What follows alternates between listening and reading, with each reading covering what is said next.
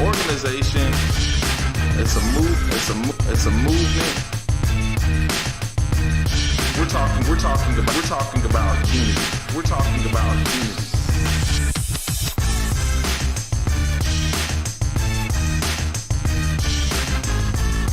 So we're aimed to taking down the system of race by educating, enlightening, informing, and positively debating with those who have counterviews.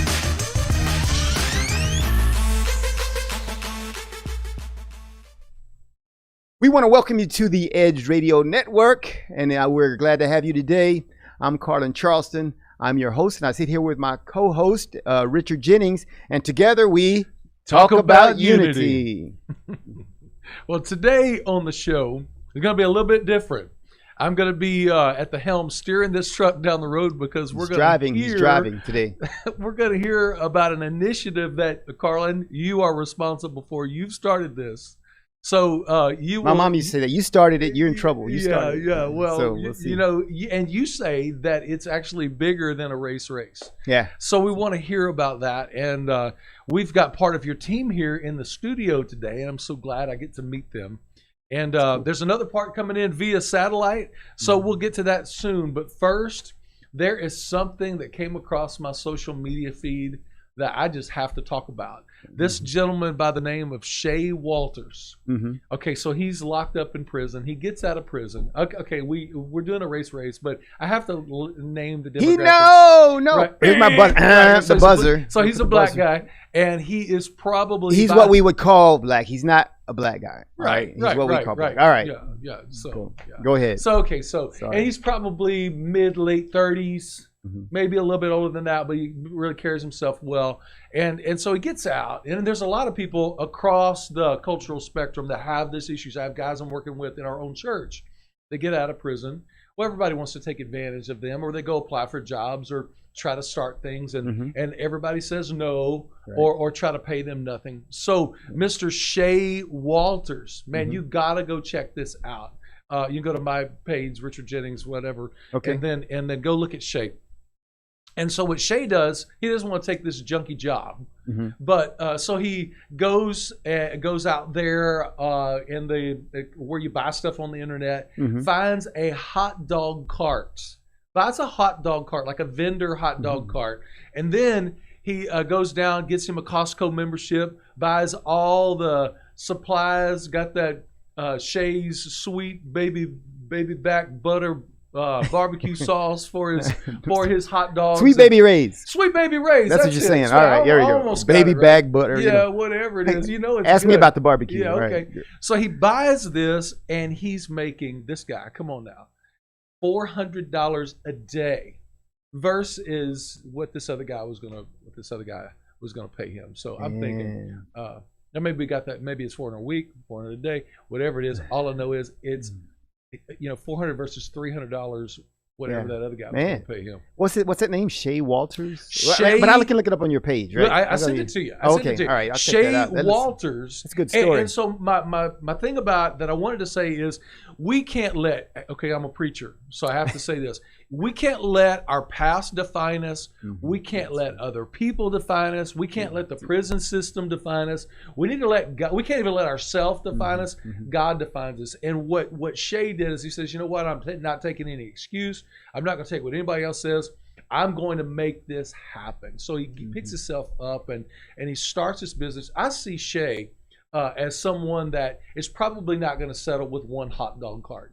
He's probably going to bring people on the journey. He's going to have hot dog carts all around his town. So I just want to celebrate Mr. Shay Walters. I thought that was a fantastic thing to see. There's a lot of junk coming across your social media feed. But Mr. Shay needs to come across your feed. So it's a good story. Very good. That is good.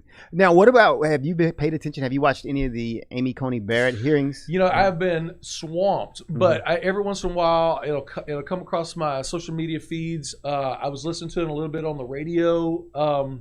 I heard from others, not directly, but from others, that there's some nasty stuff being said. And then there's Washington. Yeah. And then there's some really extra coddling, the whole thing. So both sides are doing what they do.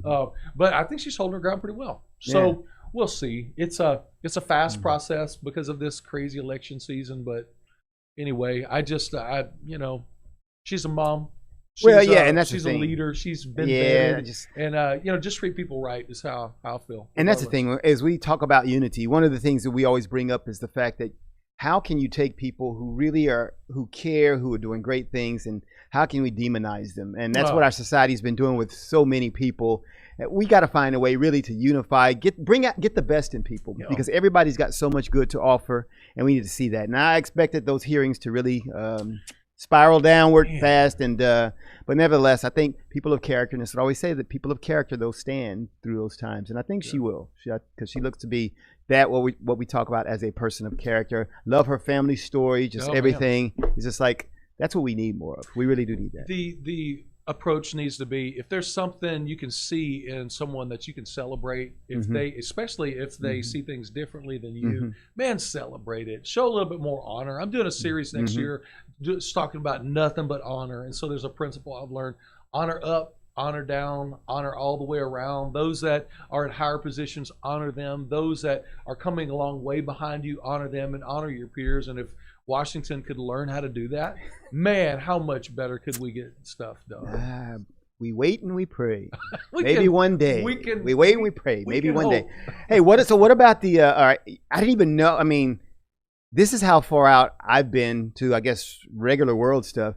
The NBA Finals was happening. They got an NBA champion, and I didn't even know. I mean, this is the NBA Finals supposedly, and I was like, "Oh, that happened." I didn't see any of the finals. That tells you that, that the world has changed. Nobody cared. I love the basketball, NBA Finals, but it's you like, should 6'5" guys. 6'5". How many balls can I juggle? I didn't, Well, I think it says something though about our priorities now as American citizens. It's like sports, which we used to, I'd say, worship in America. We kind of worship, especially pro sports.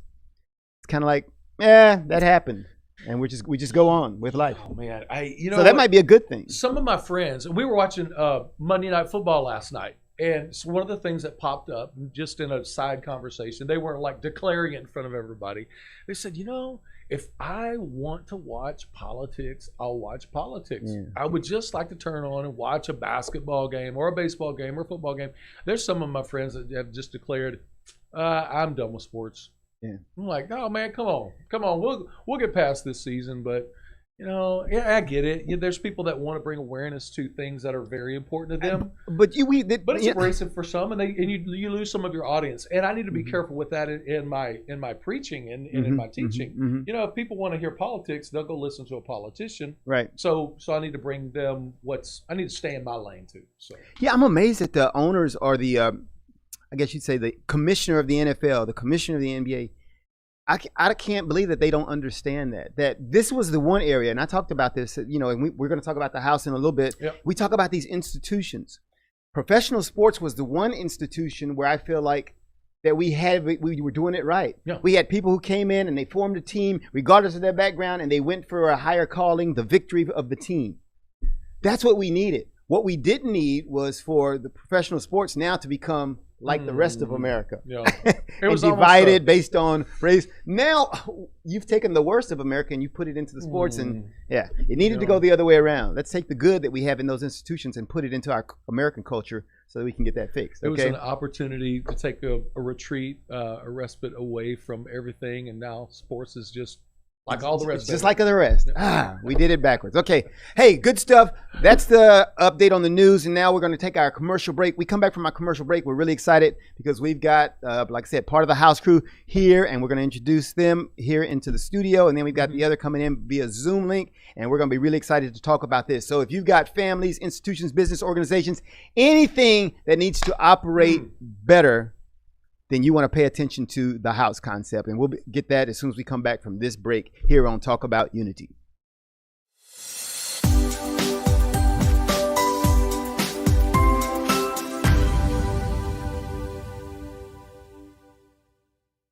Five, 4, 3, 2, 1, 0, ignition, liftoff.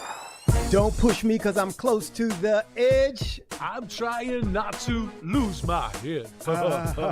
Hey, this is the Talk About Unity show where I bring the talk. And I bring the unity. And together we talk about unity. unity.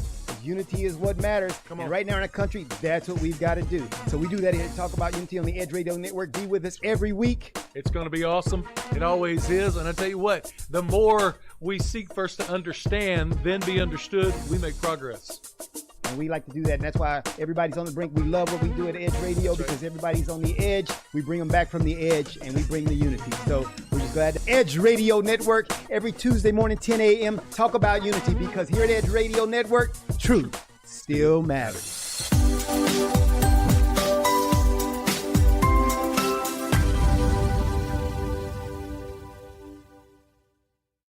We work our whole lives to support our families. With one accident or illness, it can all be gone in an instant.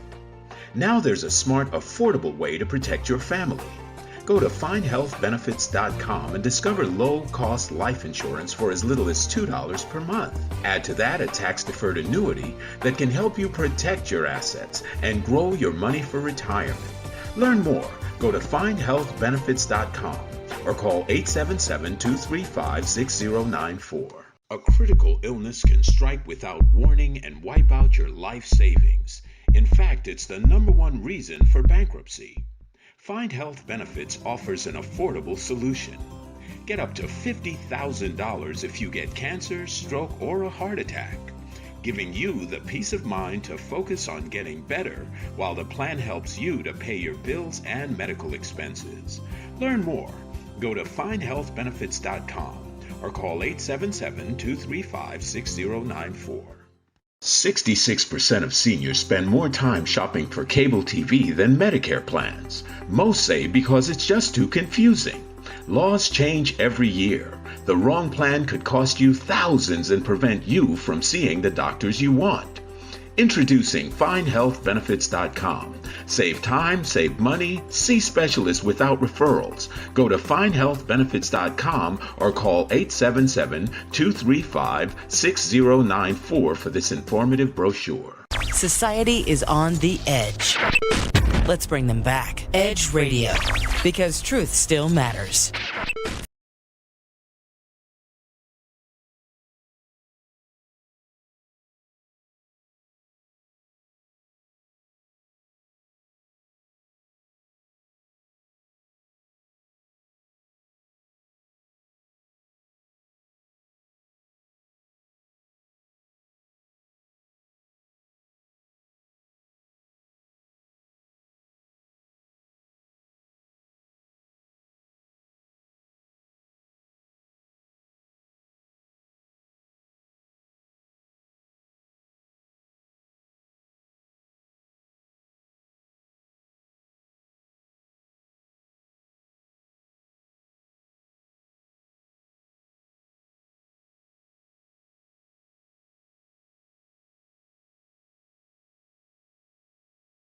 Welcome back. I just want to talk about this for a second. Man, Carlen, I'm so proud of what you do. Carlen created the Erase Race movement 2 years ago. And since then, he's been meeting people, developing plans, and doing the work to bring unity in our country. His latest work finds him teaming up with a number of people from around the country. And the concept is to create this endeavor called The House. And I want to welcome to the show Martha Rogers and our previous guest on zooming in, I guess, is George Middleton. And I just want to say welcome to the show. Thank you so much. It is good to be with you fine gentlemen, and I love hanging out with people who believe that truth matters. Right, that's right, that's good. Well, as we begin, I know we'll get into the house concept, but can I just have this moment, ask you to tell me who each of you are, and how you joined the team, where you're from, and your birthday, your serial number. No, I'm just kidding. No, and how you all got connected. I just want to know. Yeah, that. and this could take half the show if we really took the time to do it, but we're going to try to go through it hastily. But it's the story really of what we want to do in the house, and that is we want to make these great connections. And so, of course, I was the director of Erase Race, and I was going around the country, but I had the opportunity to be part of a forum where I met Martha. Now, of course, prior to that, I'd been out, and George is a different story about how I met him, but I first met Martha in person, and we were part of that forum and found out what she was doing, and she had this book called Land of Shapes, Connecting Through Civility. And when I saw those words, I was like, that's the kind of stuff that I'm doing with Erase Race. I'm talking about the importance of civility and how we need to connect with each other. And so we were there that whole day, and we began talking. I said, Martha, we've got to do something together. We're going to have to do something together. So that was my connection with Martha. So I'll let Martha tell you about how that got into something bigger. So go ahead, Martha. After we met. So when I met Carlen, I thought, wow. I'm Carlen. Yeah. I'm not George. George is the guy here. When I met Carlen, I thought, wow, this is a man with energy and passion, and I love what you're doing. And I just knew that what we were doing, our missions, our platforms, they connected. They were very similar. So when we were all at home, Carlen called me up, and we talked about what I was doing, and I told him about how I had gotten into civility training and had written my book, Living in the World of Shapes. And I loved him because he liked the book, and he went, "Oh, this is for adults too." And I went, "Yes." Oh man, wait. I just got to stop you for just a second. The concept of civility training, that sounds so sweet. Oh, that's good. Yeah, and I'll tell you how I got into it. So about 5 years ago, I heard a man speak in Amarillo, where I lived for a long time, and this was Dr. Clyde Rivers from California, and he said, every person ever born has a gift, and if one person dies without sharing their gift, we all suffer. Oh, that's really And I good. just went, wow, That's powerful. that is valuing every person. And so that really stuck with me. And so I did some coaching, some mentoring with Dr. Rivers for a year, got to know him pretty well. He founded I Change Nations many years ago, and his platform is very simple. It's the Golden Rule. And he coaches people and works with leaders all over the world and helps them to make their country better. And it's very simple. He starts with, when you treat people well, everything works better. So good. So as Carlen and I were talking on the phone, I said, oh, I think you would really enjoy meeting Dr. Rivers. So the next week we had a video call, and he got to meet Dr. Rivers. And yeah, so then there were the three of us, Martha, myself, and Dr. Rivers, and we started talking about things. And then when I realized the essence of what we were talking about, then I remembered this connection I had with this guy in Indianapolis, George Middleton. And George Middleton, then, so my next question was, hey, can I bring George Middleton to this group? But let's go back to how I met George. And George, tell him how you contacted me and how we connected.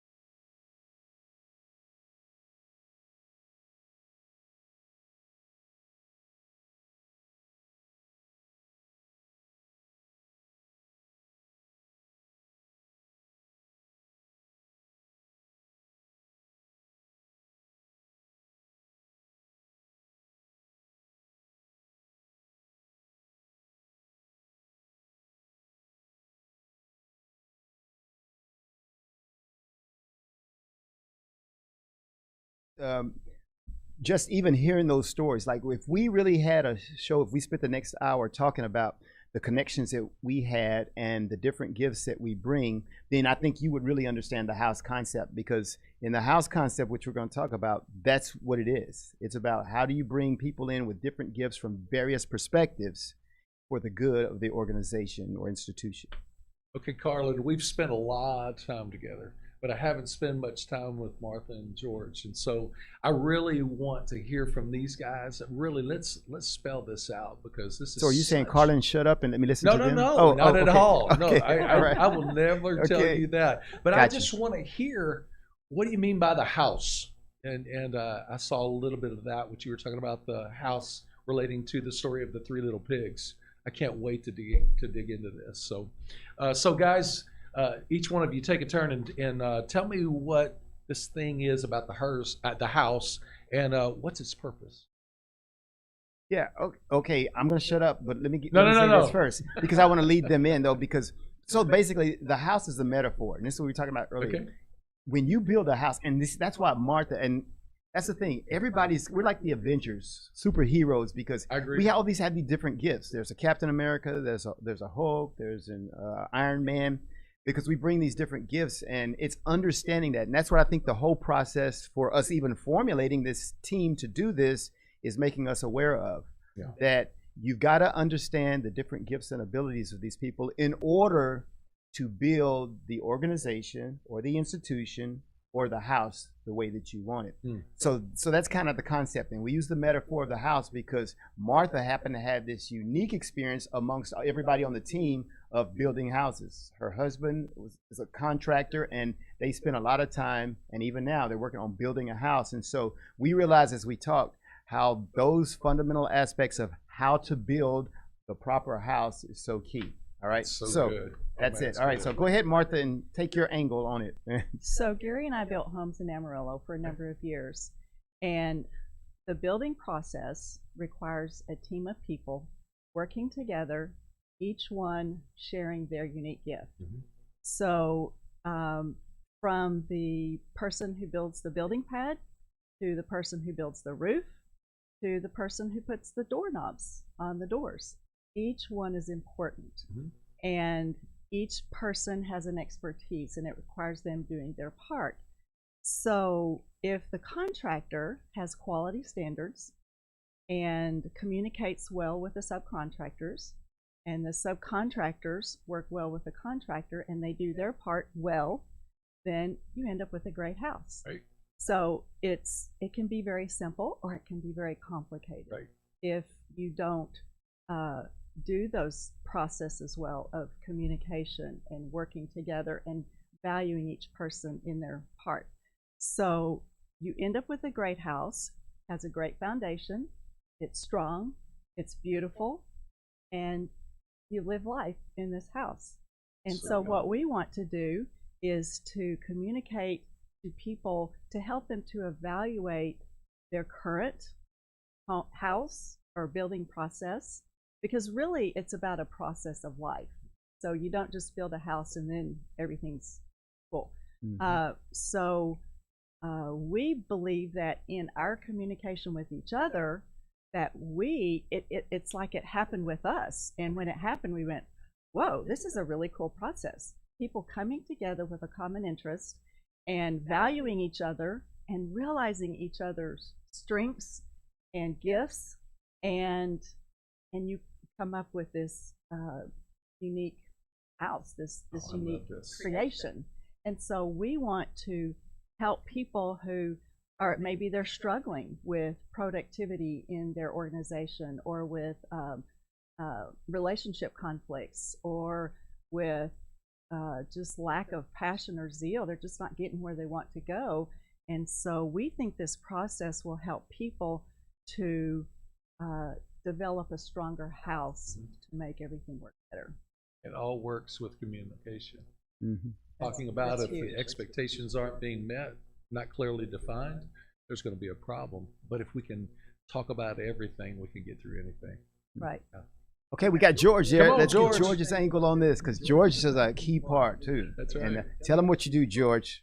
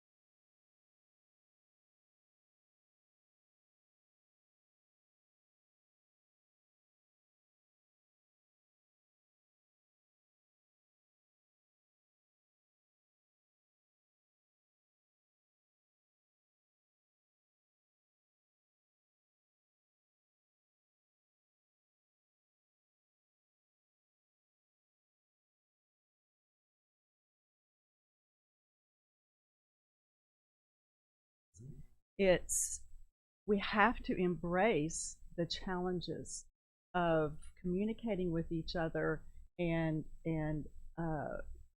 with the value, always the importance in mind. The goal is connection, because life is about connection.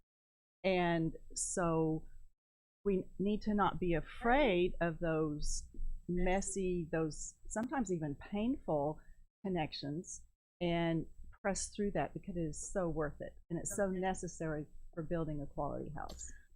I so enjoy my experience as the early years of being a pastor. I was also a quality engineer at Compaq. And so I was dealing with product, process, hardware, systems engineers. And in each group, you have to approach them differently because they think differently. And to be able to build that communication, respect, and rapport, all of a sudden you bring out the best in them and you end up with a quality product, because you have quality processes and quality communication. So, man, I'm so excited about that. this. That is so important, Yeah. is you bring the best out in them. And that's what civility skills and tools do, is that you get out of your self-centered nature and you value that person, and you look at them and you see the greatness that's in them, and you communicate with them in a way that pulls out their greatness, pulls the best out of them. And that's what Dr. Rivers taught. That's what he does. That's so good. And he did workshops with people to help them to focus on their greatness, and how can I use my greatness and my gift to make the community better. And that inspired me to develop a message to take to my grandson's peers. He was about 5 at the time. And I thought, I want kids to see they have a greatness, and how can they discover their greatness?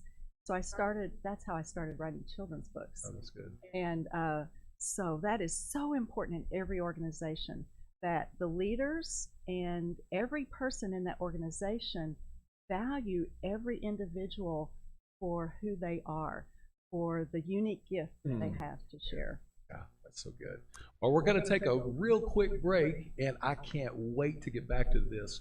And hopefully we can get to that concept of the 3 little pigs. Yeah, let's talk about the 3 little pigs. We'll do that. Real quick break. We'll see you in just a minute.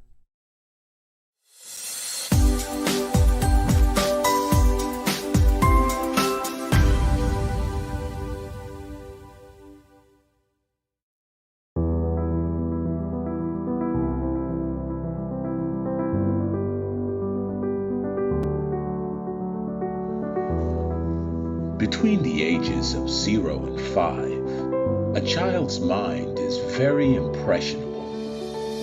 Researchers call it the theta brainwave. This low frequency is the state of consciousness between the conscious and subconscious worlds. In this state, the mind is capable of deep and profound learning, healing, and growth. There is a subconscious loop that's created during these early years. Who you believe you are has been downloaded based on experiences that you have had. A bad experience could create fears and limitations. Do you love who you are? Do you believe in yourself? The reality is that you can't control your childhood. All you can do is interpret it. You can choose to see your good and your value. Try this experiment. Project forward. See yourself at 80 years old. Now you have lived a lifetime. What advice would you have for your younger self? What risks would you have taken? What relationships would you have avoided? Did you celebrate life?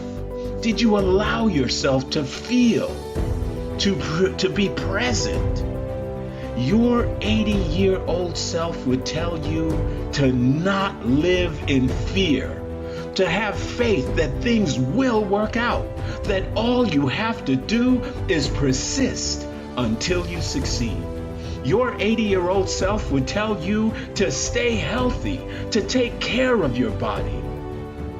and it would ultimately tell you to share your gifts with the world.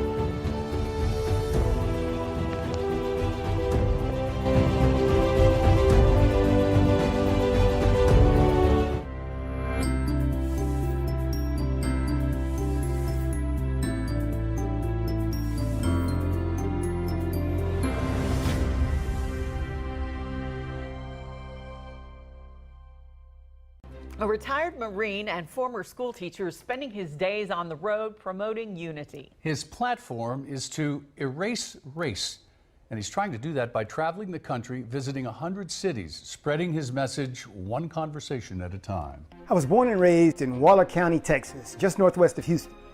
As a child of the 60s civil rights era, I lived in a city that was probably 100% black at the time, and that city, Prairie View, Texas, had an educational background that far exceeded the national average. Because of this uncommon occurrence, I grew up lacking the sense of inferiority that many black people experience as a result of segregation and the remnants of the Jim Crow era. In Prairie View, the smartest and most able and capable people the children of that city saw daily were always black. After integration in 1969, I grew up with friends from a variety of ethnic backgrounds, and this continued to expand as I went to college, and my circle of deep relationships continued to grow with football teammates from various parts of Texas and the country, and then expanded even more after I joined the United States Marine Corps, where my relationships began to include foreign cultures and people with whom I never envisioned communicating. Today, after having visited and lived in the continents of Asia, Africa, and Europe, I am convinced that we are all far more alike than we could ever realize. Something has hindered that realization for others.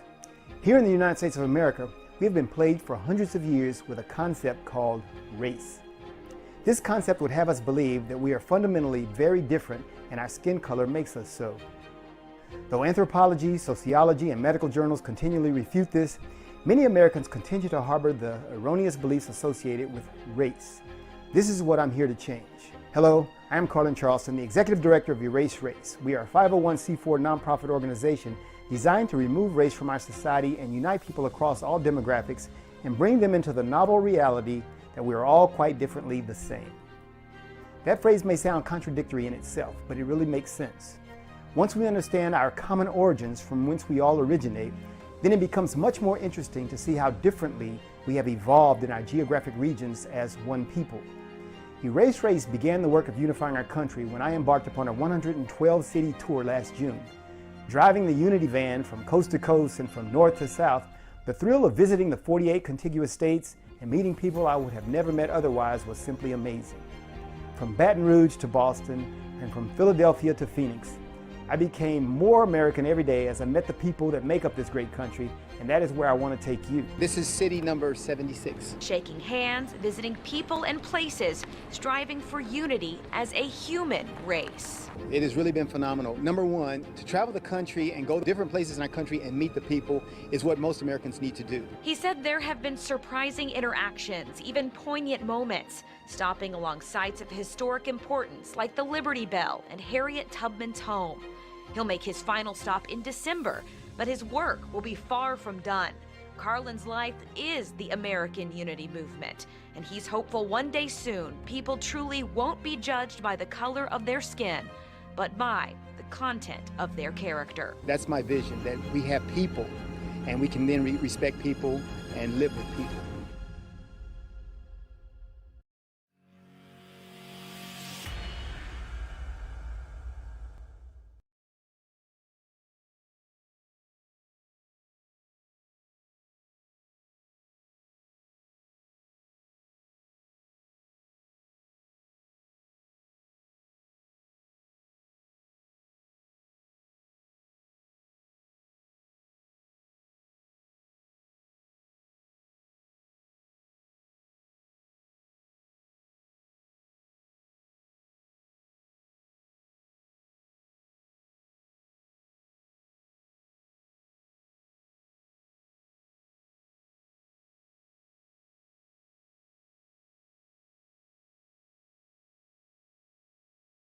Welcome back to the program, and we're having a good time today.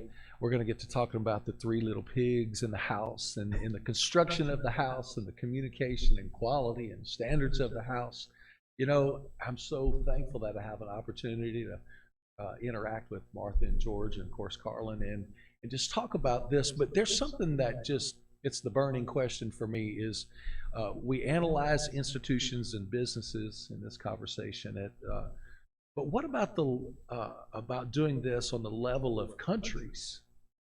That's a good question. And isn't the United States a big house that we're all living in together? So how does this house concept, how does it work as a country? How do we do this? Yeah, and that's the thing we want to stress about the house is that whether it's down at, and if you really think about it, at the lowest level, the individual, you're actually a house. You're a temple. You're a building.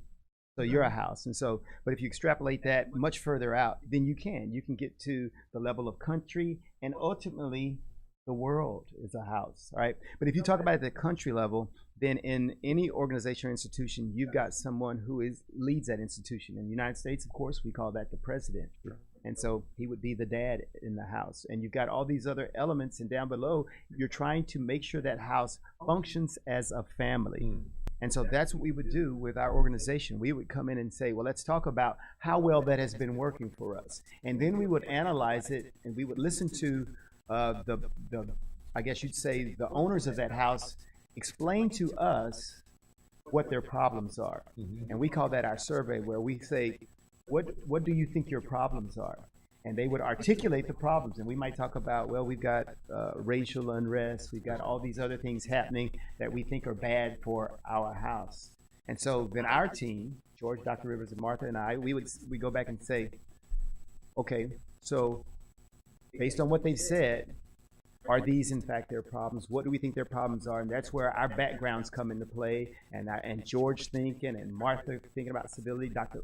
Rivers thinking about his connections worldwide, and we bring all that to play, and we analyze that and say, here's what we think we need to check them on. And so we'll go back to the organization, we'll sit down and analyze it and say, well, these are the areas where we'd like to ask you some questions, because ultimately, it's the people that own that house, that are part of that house, who will come up with their solutions. Because one thing I've learned from George is that you really want people to solve their problems by thinking about what their problems really are, coming up with their own solutions. Because, you know, when we first met, and that's the beauty of being in this house concept and this team, is that it actually makes the members of that house or that team better, even in that process. And so the same thing that we're going to do when we go to those organizations is happening in our team, you know. And so I understand things that I wouldn't have understood. George the same way, Martha and Dr. Clyde the same way. So we can operate from the smallest level up to the largest level. That's the beauty of the house. We can build small houses, large houses. They all need quality construction. That's good. So what do you think, Martha? Well, the beauty of this process is that every person really is important. Every person. Every person has their gifts, unique gifts and talents to bring to the table. And when each person feels free to do that and feels like they can be themselves, then they can do their best job and everything works better. So to illustrate how this happened was in our discussions, I don't even know where the house concept started. I don't even know who first brought it up. And it doesn't even matter. But what was so cool was I went, oh yeah, Gary and I used to build houses. And yeah, this really does fit.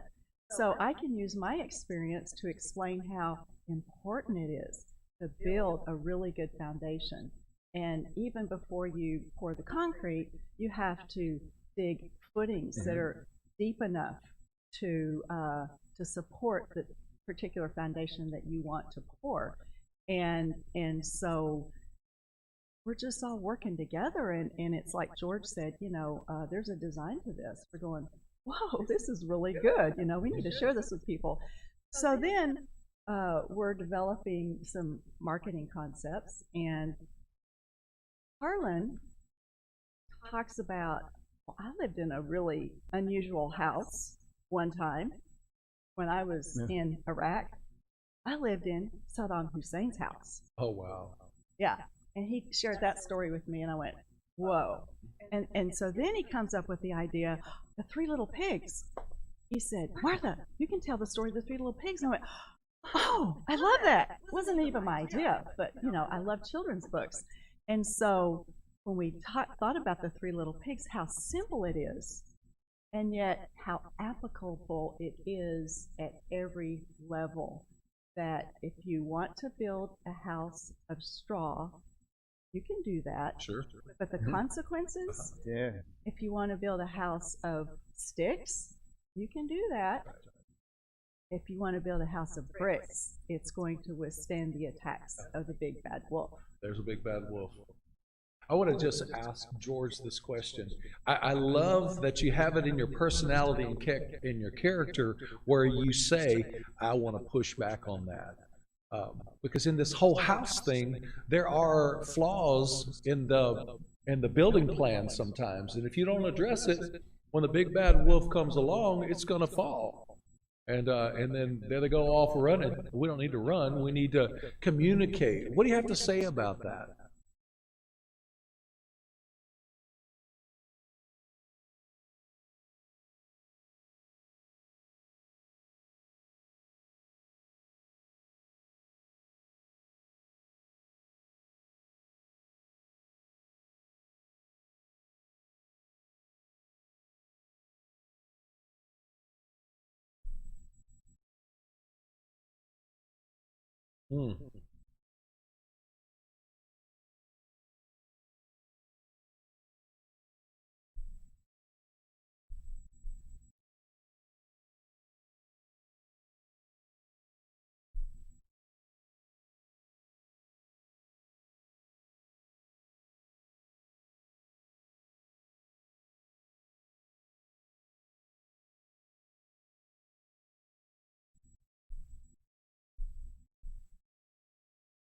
Oh, that's good.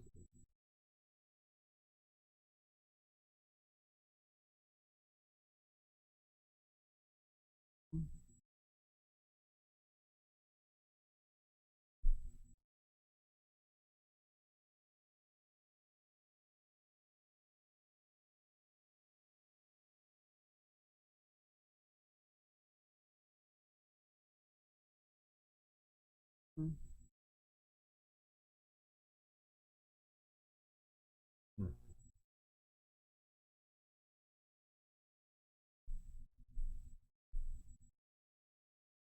Mm-hmm. Mm-hmm.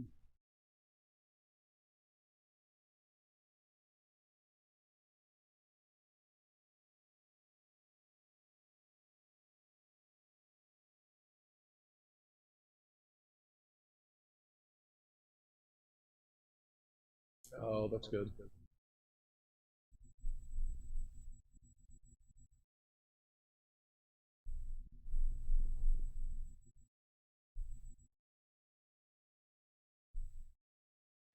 Yeah, and that's really good. And I think, and that's one of the things initially George and I already understood about each other. And I'm not sure if it's that, I mean, it's this level of maturity that you need to have because, you know, if you got kids, if you had kids, you understand how they're going to fight each other. Your kids are just going to fight each other. But as they grow up and they grow older and as they mature, they're able to resolve their differences in a more productive manner.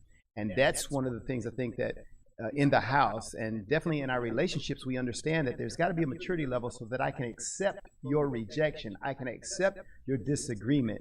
And when I can do that, and because I value the relationship and the good that comes out of that, that's why I like when George was saying the distance between agreement and disagreement is growth.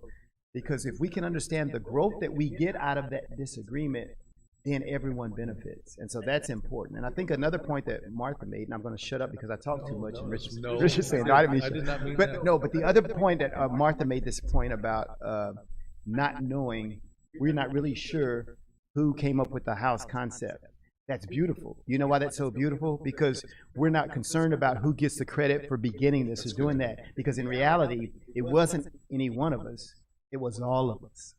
And so think about the United States and the way we deal with things now. It's not one of us. It's all of us. And we can understand that, then we're not worried about who should be credited with this. Because we understand the only value we have is that we do it together. Right. I just see this, the situation we're in America, we're living in la la land.